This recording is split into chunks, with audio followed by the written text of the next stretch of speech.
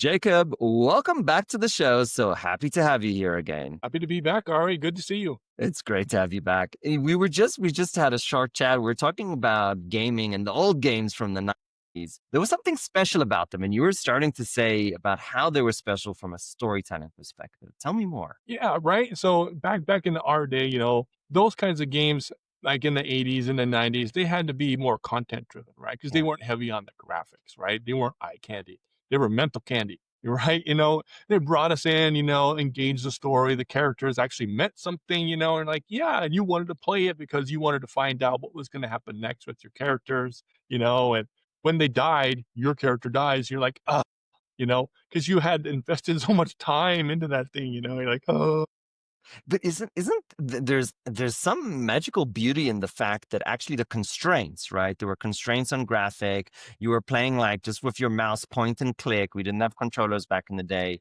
It was very basic. And would you agree that in certain way those constraints forced it to be better on content, better on storytelling? absolutely, right. Absolutely. You know, it kind of goes back to how do you make the best software people, right? You give them the slowest computer possible because then they have to make it really efficient, right? That's the best code ever. Yeah. That's brilliant. Would you agree that we've lost something with the new games in the storytelling and these kind of elaborate characters that you've and I'll put indie games a little bit aside because I'm seeing that in indie games, but in kind of your mainstream games, except for, the really good ones like Witcher and like Zero Down, we've lost a little bit of that storytelling. I think so, right? The real story that they're trying to tell now is all about commerce, right? Get you to the store, buy some stuff, to get a better experience, right? That's Right. kind of where they're moving towards, and I can understand why, because games are really expensive. They cost more than making a movie, right? Very expensive. Right. But It's at the like same let's time, let's get three, four, $500 out of you, $1 at a time. What a business exactly, model. right? You know what? Personally, games back in the day or the good games, or even today, like the Zero Dawn, you pay $40, $50 and that's it. Like you get the game, you're done. I would rather pay the $50 for a really good game Mhm. than, have them, leech $1 at a time out of me, quite honestly. I agree. I don't have a problem paying a hundred bucks for a game, knowing that it's a Bethesda game. It's gonna, they spent, 10, 12 years on that game. It's gonna Yeah. be really good, great experience, right? But then, they tack on the whole store and the commerce, and they nag you for money, money, money. You're like, Yeah. Yeah. you Yeah. know, It's eh, almost an unfair advantage, right? You don't feel like you're at par. Is there a game that you're kind of waiting for that you're excited about that's coming out soon or not so soon? So let's see. I was waiting for Battlefield 6 because I Yeah. really like the Battlefield series, right? They're Yeah. very authentic and very real, right? And the new Battlefield 6 is very close quarter generated stuff, right? So it's back to the old CQ days of like Battlefield 4, So everyone's got shotguns and they're just running around with shotguns, right? Right. Which Right. is a lot of fun, right? It's very cathartic. But on the content side, what is it? Gosh, it escapes me now, but there was a new game and I was waiting for. Outer Limits, that's it, right? So Outer Limits Mm, 2 came out, right? nice. So Obsidian makes really neat games that have a lot of good storyline content, right? And I just played Avowed, right? And I played the whole thing, and it got kind of weird at the end, but I think it's because it was a bit long for them, right? They had never really made a game that long. And so there's a certain amount of talent that you have to have in the storytelling side to make a Right. game that long, right? So I'm not saying they don't have the talent, it's just that it also takes time Yeah. and Yeah. a lot That's of right. practice, Yeah. which I don't have. I'm not a storyteller. I think that's so true. The Witcher, for example, they're in this model of, the big story and then you have the side quests kind of philosophy. And I had a friend, I think The Witcher is one of the best games, made in the last 10 years. But my friend who played it, he got lost. He was like, I don't know what's happening. I don't know what I'm doing next. He kind of got Mhm. lost in the side quests. So Yeah. there's definitely a balance and a complexity here to make the games Mhm. longer, but also keep them engaging where you're in the story. So I think that's a great point. Obviously, the hot topic nowadays is AI. We're seeing it changing industries, changing how software is built. You had a game company. It's really rewriting how software is built, and it doesn't seem to work quite yet. The agents are working, but not well. And it seems that you need to kind of master orchestrate the agents together to kind of get the good output. And Mhm. we talked about a few techniques that you're using. Let's start there. Where are the agents breaking? Right? Why don't they work? Yeah. So I haven't used the orchestrated agents, right? Like at Cursor and stuff like that. Because I haven't really seen good content come out, right? I've seen like so for instance, I'll go to GPT-5, GPT-4 in the past, and I will ask it a question about writing code, and it'll give me an answer that was mostly correct, right? There are times it gives me answers about an API that's not public, but it knows about it because it was able to get that code from somebody else, right? So like that's always fun to see that. But where I see that these coding agents, where these chatbots fail, is that they really can't capture complex software systems, right? Yes. The whole context side of it is not big enough yet, or it's just not sophisticated enough yet for them to capture the whole essence of a very large enterprise level software, right? The small stuff in algorithm, things like that. I can get it to do DP coding all day long. It's great Right. at that, love it.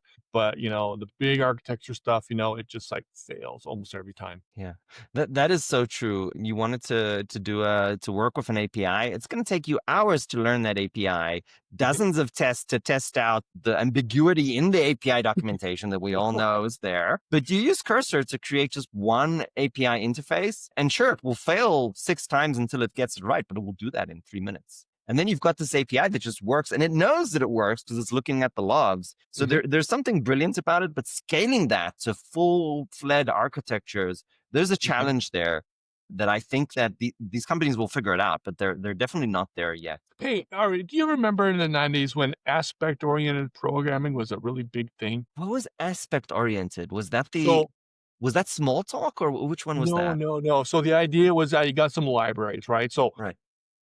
you start with the premise that all the code that you ever need has already been written, right? Aspect. And so now what you want to do is you want to take that library and just get a piece of it, an aspect of it.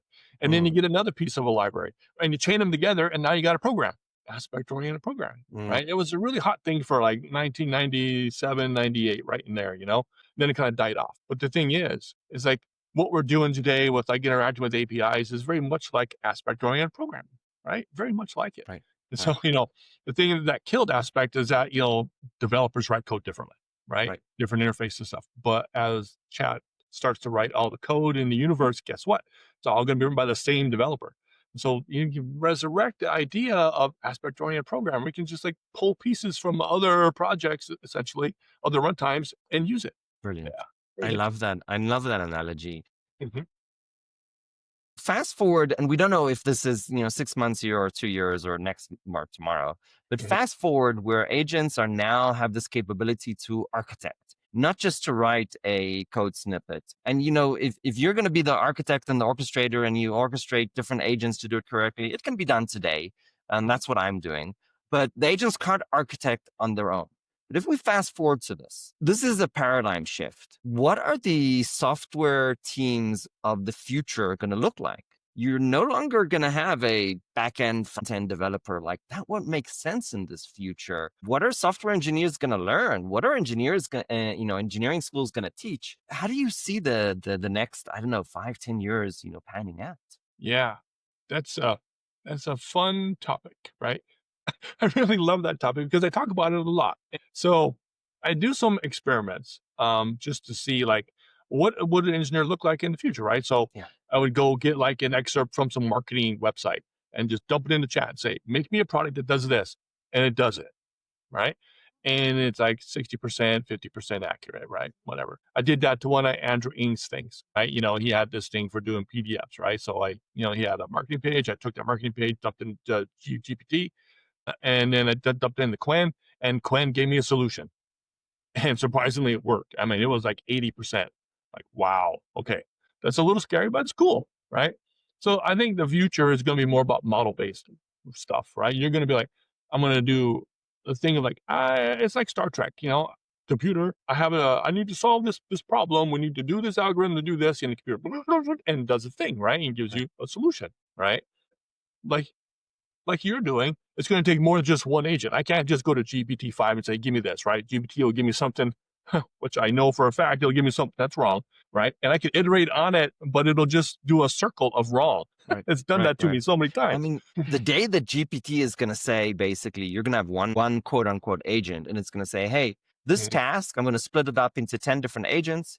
here's the modules that each agent will work on. Here's how they will integrate. This is going to, because I'm using 10 agents, you have to have the super expensive license. Boom. And it's just going to work. Like that day is coming. It's going to have an experience of one agent, but it's going to spawn off maybe 100 agents because, for one task, it's going to try 3 different ways. So that's 3 different agents working in parallel, and then it will pick the best or merge them or whatever. So I know that day is coming, but we're not there yet.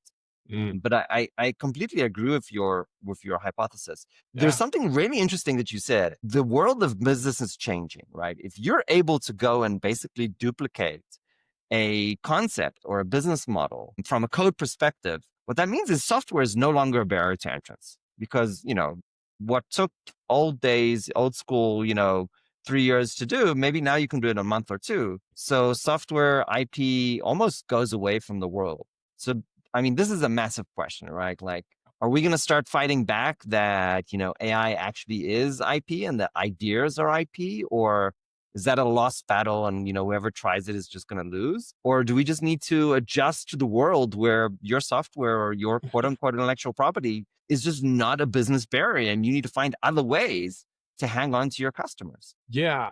The whole business argument is a really tough one, right? Because there's the whole technology side, which we have solved. We know what to do. We can do all that kind of stuff. Like you're saying, there's the intellectual property side, and there's the business side, which is how you capture people and money and revenue and support people and do all that stuff, right? And so there's a lot of work in AI to try to automate, some pieces of that, right? That's very interesting. And now there's the part that's automating the technology side of it, right? And like you were saying, like I said, we could just take someone's idea and dump it into the technology side, and then Shazam, we've got a product. It's not perfect. So you got to have some people still to make it perfect, right? So that the business people can go and actually make a business, make it useful. So I think there's a big shift coming in like how resources will prioritize, right? So it used to be like you and I came from a world of like massive stacks of developers, right? This factory of people churning out code. That's done. I can't say that enough times, right? That is done. In 10 years from now, that's not even going to exist. They're going to laugh at us. Say, you did what? Yeah. No, nobody does that, right? And rightfully so, right? We are seeing automation now on the intellectual side, right? And we've seen automation on the business side, right? Which is even better, right? Because there's a lot of mundane stuff. But then you've got the real problem to solve now is the people problem, because if the people aren't doing stuff, right, they're not going to need the stuff that the business is trying to make. And so now we've got this catch-22 that we have to solve as well, right? And that's the real problem to solve. So really, we almost need to go back to the old school kind of philosophies of barrier to entry. How do you keep your business safe? Right? What's keeping your customers to move to a different service, considering that different services software is probably going to be, a lot of competition. It can improve really quickly because they're also prompt engineering software. So in a world where that doesn't exist, kind of have to fall back to those old school business principles, right? Locking of vendors, contracts, social reputation, all those things. We might see a resurgence in old school marketing and branding stronger than ever before. I think so. I think you're right.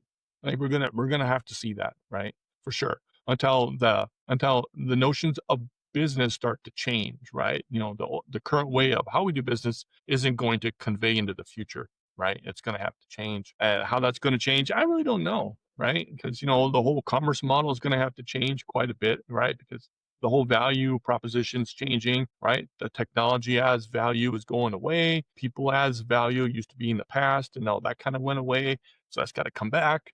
That's where we get a lot of our value today is from people, not so much technology, But then I don't know what the future is going to look like. That's the hard part. Is like, where's the mix between those two that keeps them happy, right? Well, the problem is also, I think we couldn't make this point strongly enough, is that when we said the future 10 years ago, it was 10, 20 years away. The future today is tomorrow. It's the next time that ChatGPT, Llama, Anthropic release a version that does something that we couldn't imagine. So it's, the whole time scales is just completely out of whack. The future is, and sometimes the future is right here. You just haven't heard about it yet, right? It's not evenly distributed. It's a quote, I think is Gladwell. So Right. we're in this time of incredible ambiguity, right? But we're running software businesses. Yeah. Who do you hire? Right. That's the hardest part, right? Is it the CS grads? I Well, yeah, mean, absolutely. We have to do them right, right? Because we told them to go to school and get your degree in computer science, right? Knowing 8 years ago that this was happening. We still told them to go to get your CS degree. So we got to hire them, get them in here, teach them how to use this stuff, teach them how to use the LLMs, and teach them how to code and create not so much code, but we'll call it creating software systems using AI. If that's what they need to learn how to do, right? We know how to do it. They don't. We have to train them how to do it so that they can replace us so we can get out of the way, right? Because that's their future, not ours, right? Ours is kind of done. What mine is anyway. I'm a lot younger than you, or older than you, so a little bit, yeah. mine's pretty much done. Yours isn't yet. Theirs is just starting, and they're the ones that need to learn. So we got to do that for them. And then on their side, who are they going to hire? I don't think they're going to be hiring computer science people anymore. Right? I Yeah. think that's kind of a dead end. I think that's going to be more about like AI engineers, concept people, product people, people who can conceptualize useful products and then communicate with an AI to make that product. Right? So the computer engineers that, and we've already heard the story, of this lady who finished, CS degree and then went to work at Walmart. She just couldn't find a job. And after 3 or 4 years of studying, that's horrific. Now, obviously, the universities are going to need to rewrite their agendas and syllabuses. That's going to have to happen. But Yeah. for those engineers, and until the universities catch up and they move slowly, Mhm. what are the computer science engineers that are fresh? How do they kind of jump into this new world and make themselves valuable? Yeah, right. And so that's kind of on us, right? So have to bring them on as interns and just show them how to do stuff, right? Give them tools, right? Give them toys to play with, right? Because they're relearning stuff from scratch. So if they have the toys, What would you do before you've kind of found that internship how do you kind of showcase yourself to be like, I'm the one you want to hire because you've got all these CS graduates that are thinking like, oh my God, there's all these other graduates. I want to get ahead of the curve. So before we, as the kind of businesses, give them that opportunity, what can they do? yeah, what can a computer science graduate do today to make themselves stand out, right? Absolutely. Yeah, that's really hard. 'Cause there's a lot of them, right? It's a really big ocean, and it's hard to be seen, in that ocean. So we used to tell them to go get your GitHub, and create some open source stuff, and show people that you know how to do stuff, right? And that's all fine, right? I mean, you can go and do that, right? You can go and say that you created these things, right? And then you can go on your LinkedIn or whatever and have a blog and start a podcast and do all these things, right? To try to do the whole social side, try to market Right. yourself, right? That requires a lot of time, right? And their time should be spent learning how to use these tools. So they should document how they're learning all these tools, right? So that's one way of doing it. But if everyone's documenting how they're learning the tools, then no one's going to watch them as they're documenting, right? And so you're like, well, no one's going to watch it anyway, so no one's going to know about it. And the hiring people don't have time to really watch a bunch of blog posts and YouTube channels and stuff like that. Let me offer a scary idea. Tell me what you think. I told this to my kids, and as I told this to my kids, I was kind of shocking myself. There is a world or a future, I don't know if this is going to be true, where actually your reputation as a professional will be based on your social media followers. Because if you're creating high value educational content about whatever it is, AI or, agentic programming or math, if you have a strong followership, that indicates to the hiring manager that you are an authority. So are we maybe going into a mad world where your social media followers help you get a job? And I'll give you one example, which is maybe a little bit more straightforward. You know how authors are becoming authors today? The traditional book publishers are going to influencers who already have an audience, and Mhm. they're saying, "Oh, why don't you write a book?" Hmm. I mean, that's disheartening in many ways, but on the other hand, I mean, we've got to get with the times. I mean, Yeah. it seems like the future is going in a weird direction. It is in a way, but I have some Gen Z kids, right? Yeah. They're just graduating from high school and they don't do anything social.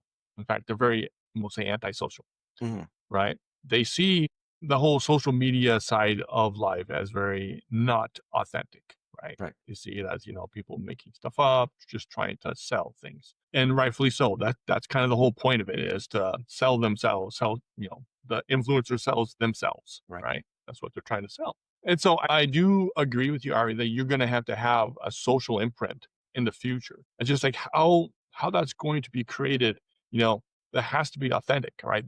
the real key is that, you can't be a social influencer and be an authority, right? I mean, they're kind of orthogonal.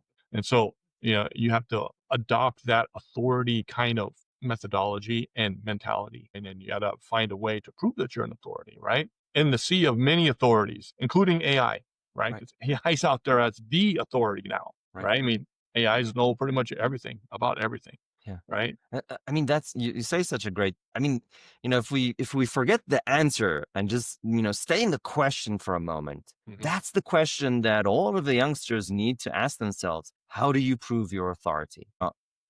I said, well, maybe it's through followers and the fact that you have an audience, but there's probably other ways to prove your authority. But I think if everyone in our audience who's young or Mhm. mid-career just asks themselves that question, how do I prove my authority? How do I show that I am one? I think that's probably going to be the key into the future. Yeah, it is. I think so, fortunately, right?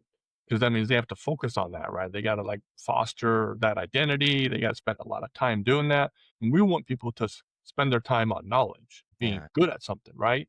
And, being experts, not being socially great, and, Yeah. it just yeah, I don't know. I love that you bring up that pushback because all these memes on LinkedIn about like a real professional and then a LinkedIn professional who's just tweeting about it but doesn't really know how to do the stuff. So, Right. obviously my answers they're not perfect and I love your pushback. It's absolutely wonderful. Yeah, well, there is no perfect, right? I mean, the real answer is that it depends on where you're at any given moment in time, right? Yeah. You're hiking up a mountain, right? And there is no answer to get up that mountain. You just have to one step at a time, look at where you're going and don't trip on a rock. That's I love it. that. I love that. Jacob, what an absolute pleasure. It's so much fun to have you back on the Mhm. show again. One last final piece of advice to yourself, to our audience, to the new CS grads, what would you say? Learn as much as you can about AI, right? Try to set stuff up at home, try to learn how to set it up at home because that's the future. People want you to be able to do that at home or in the office. Yeah. And just embrace it. Don't be afraid of it. Embrace it. Learn how to control it. Yeah. Failure is just a stepping stone to the next step. Right. Jacob, thank you so much for joining the show. I appreciate you. Thank you, Ari.